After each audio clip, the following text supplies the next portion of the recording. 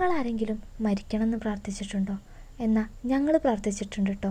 ചെറുപ്പം മുതലേ ഇതിലൂടെ ചുറ്റി നടക്കുന്നൊരു പട്ടിയുണ്ട്. അവൾക്ക് 6 കുഞ്ഞുങ്ങളുണ്ട് കേട്ടോ. തീരെ ചെറിയ മക്കളാണേ. ഞങ്ങൾ ഇടയ്ക്ക് കുഞ്ഞുങ്ങളെ കാണാൻ പോകാറുണ്ട്. ഒരു ദിവസം ഞങ്ങൾ കാണാൻ ചെന്നപ്പോൾ ഒരു കുട്ടിയുടെ വയറിൽ വലിയൊരു ഓട്ട. നോക്കിയപ്പോൾ അതിൽ പുഴുക്കളും ഉണ്ട്. സ്പ്രേയും മറ്റു മരുന്നും കാര്യങ്ങളും ഉപയോഗിച്ച് അത് കുറഞ്ഞു കേട്ടോ.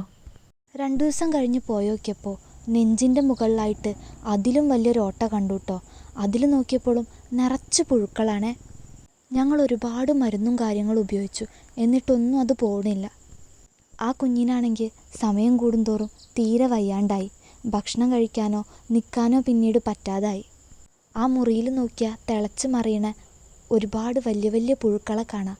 അപ്പോൾ വിചാരിച്ചു, ഇങ്ങനെ ഇറച്ചി പുഴുക്കൾ തിന്നുന്നതിനേക്കാൾ നല്ലത് ആ കുഞ്ഞ് മരിക്കണതാണെന്ന്. പക്ഷേ നമ്മുടെ ചിന്തയ്ക്കും ബുദ്ധിക്കൊക്കെ അതീതാണ് ദൈവം എന്ന് പറയുന്നൊരു ശക്തി. അത് ശരിക്കും ഞങ്ങൾ മനസ്സിലാക്കിയത് ഈ ഒരു നിമിഷത്തിലാണേ. മനുഷ്യൻ്റേതായാലും മൃഗത്തിൻ്റേതായാലും കുഞ്ഞെന്ന് പറയുന്നത് അവരെപ്പോഴും നിഷ്കളങ്കരാണ് കേട്ടോ.